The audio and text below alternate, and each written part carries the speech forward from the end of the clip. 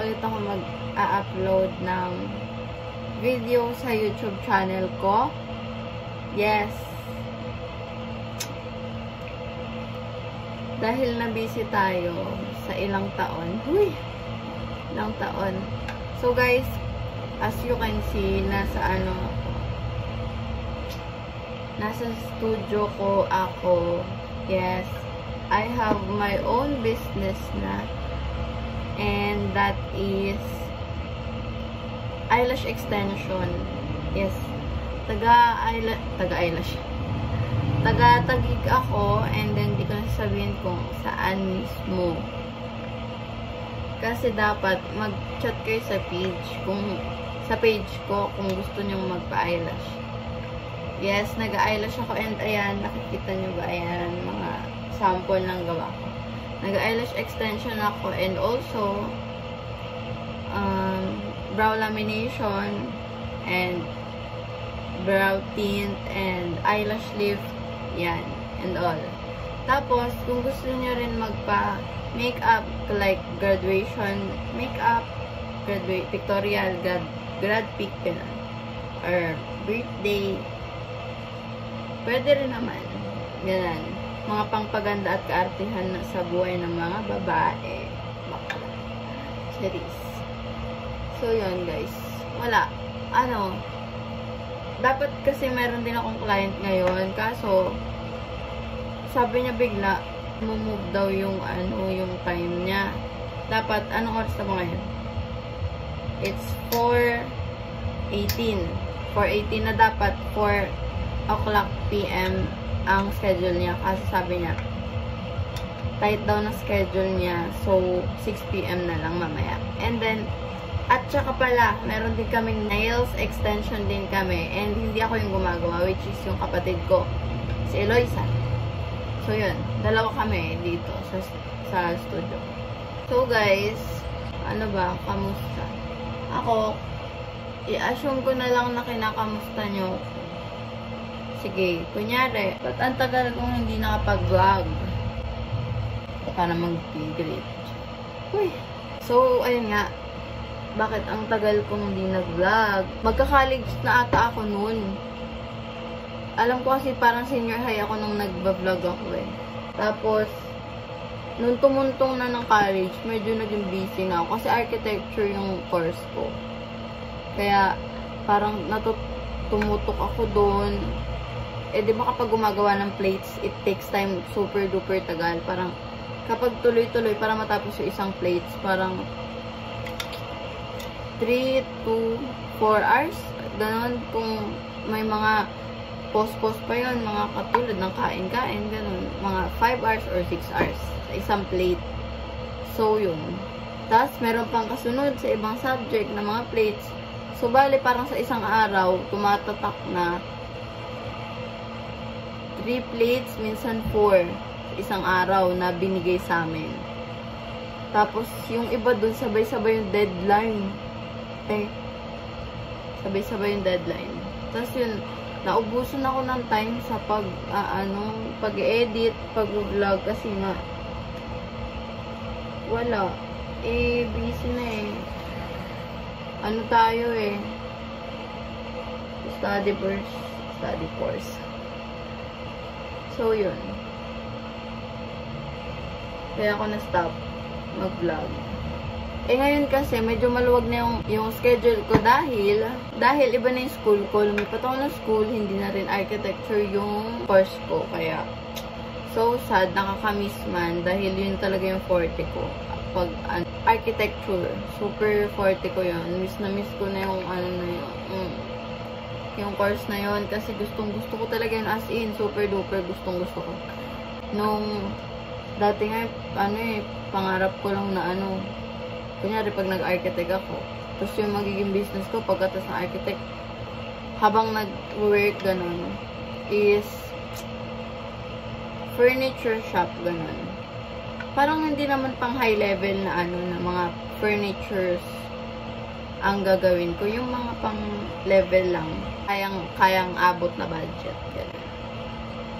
Kasi gusto ko, ako yung gumagawa, mahilig ako gumawa sa mga ng mga handicrafts, basta may kahoy na involved.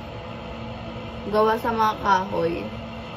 Kahit ano pa yan, kahit di ko pa kaya, gusto kong gawin. So, yun. Wala kaso, hindi ata talaga tayo para doon, guys. Kaya, wala tayong magagawa. So, yun. Fast forward. Ngayon, maluwag na nga yung schedule nga kasi iba na yung school ko. Tsaka yung school ko is minsan, or di kaya, parang once in a blue moon, face to face. Tapos, online class talaga kami. Kaya, perfect din yung chance na yun ng pag-online class na mag-take ng another pinagkakabalahan. So, yung isa guys is eyelash lift na certificate. Bali, 4 na yung certificate ko, and sorry for the interruption. Because, etong sister ko is kasama sa Santa Cruzan, kaya may pumunta dito si sister kasi may binigay siyang sobre na para sa solicit. Sobre, ganun. So, yun. Ito siya. So, guys, ito try kong i-vlog din yung Santa Cruzan ng kapatid ko. Kasi, ay, bakit? 2,000 years later. So, hi guys. Punta kami kila Ate Ken kasi may bibigay daw siya sa aking cabinet. Kasama ko si Lois.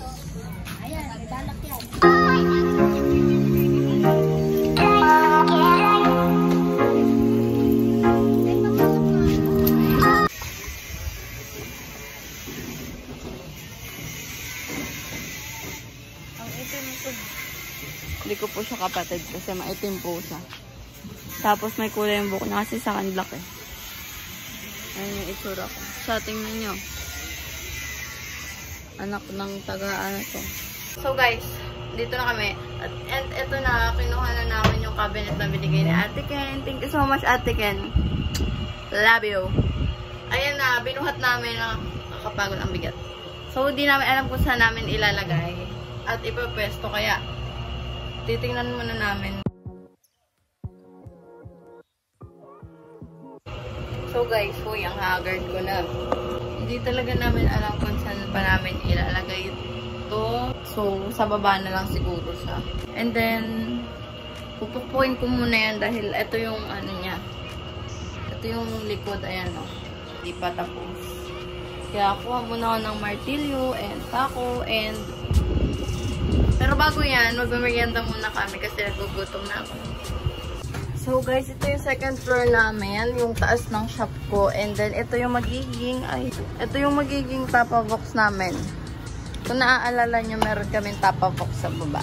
Yung top sihan. So yan, maghanap ako dito ng pako at martilyo. So guys, may martilyo dito. Maghanap muna tayo ng pako.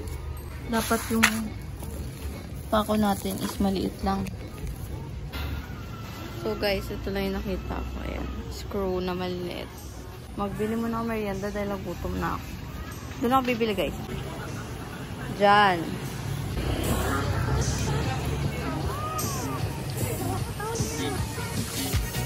Hi guys! Again and again. Ito na yung yung pangit kong kapatid. Yung merienda namin. Unbox ko lang. I-unboxing ko lang siya guys. Ayan na siya. Ano kaya naman niya? Sobrang bango na ng amoy.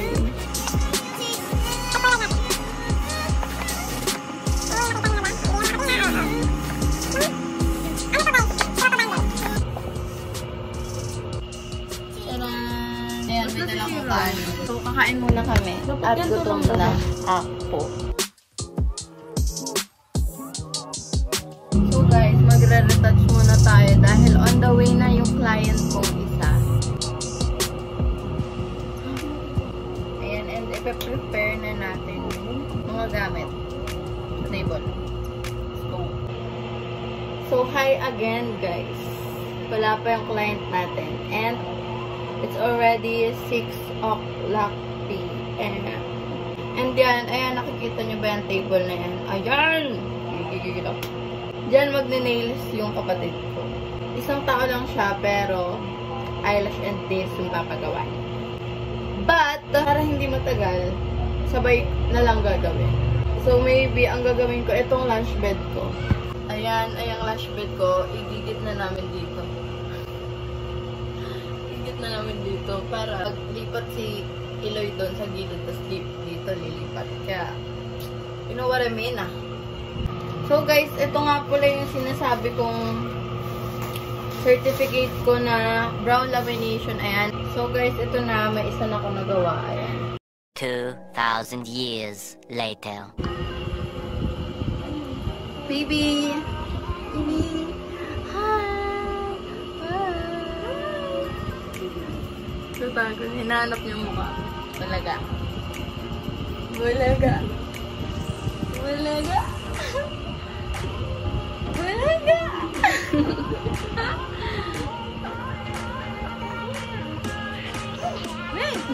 Hi!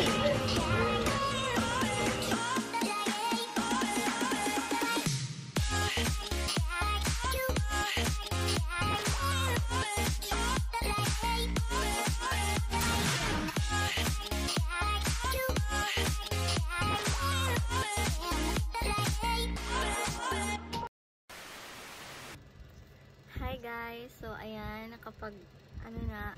natapos kami ng 12:30 AM. Kasi 6 PM something dumating yung client ko. Tapos, ang una kasing ginawa sa kanya is nails sa left hand. Pero wala pang polish yun. And then, pagkatapos nun, ni-eyelashan ko na siya. Pero bago mangyari yun, yung eyelash na dapat ipapagawa niya is yung light volume cat eye, which is nagagawa ko lang siya ng 1 hour and 30 minutes or 40 minutes. 1 hour and 40 minutes. Tapos, bago ko siya eyelashan, sabi niya, wispy na lang daw ipagawa niya. Wispy cat eye. Eh, nagagawa ko siya ng 2 hours and 30 minutes to 3 hours. Ganun yung tagal ng paggawa ko sa wispy. Tapos, edi, yun. Ang una mo nang ginawa is nails. Nilagyan mo na ng mga nail tips and all prep. Pero wala pang polish both. Edi, ayun. Edi, nung ina-eyelashan ko na siya, edi, bago pala i-eyelashan ko siya, spend muna ng 1 hour bago ko siya ma-eyelashan. So, 7 something. Or mag-8 na. 8 PM ko na siya nalagyan ng eyelash.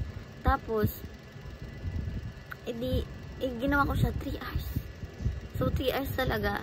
Nagawa ko ng 3 hours. Tapos, pagkatapos ko, mag 3 hours, edi ginagawa na rin yung kabilang kamay niya, ni papalisya na. Habang ginagawa yun, nagpaano rin siya, nagpadagdag pa siya ng brow lamination at saka brow tint. So, additional na naman na oras yun, almost less than 2 hours. So, natapos kami. Ako ng 12:20, ganun. So, 12:30, parang pinicturan, ganun, bayad, and also natapos na. Before 1 AM kami nakaakyat dito sa bahay. Grabing OT, pero okay lang naman. Sulit naman sa pagod kasi maganda naman yung kinalabas na lab. Tapos may tip din, syempre. Thank you so much, madam. So, ayun. Yun yung kaganapan, kaya hindi ako masyadong nakapag-video nun kasi na full storage ako. Yes, na full storage ako. And then, ito, in-update ko lang sa inyo to dahil mag-outro na ako. Yun yung mga nangyari sa araw ko, guys. A day in my life as a lash tech. Huy! So, ayan guys. Mag-outro na ako. Thank you for watching. And subscribe. Siyempre, mag-subscribe kayo para update kayo sa mga ganap ko sa buhay as a lash artist, student, freelance artist, badminton player, madami pang iba. So, ayun. Bye-bye, guys. Thanks for watching. See you in my next vlog. Bye!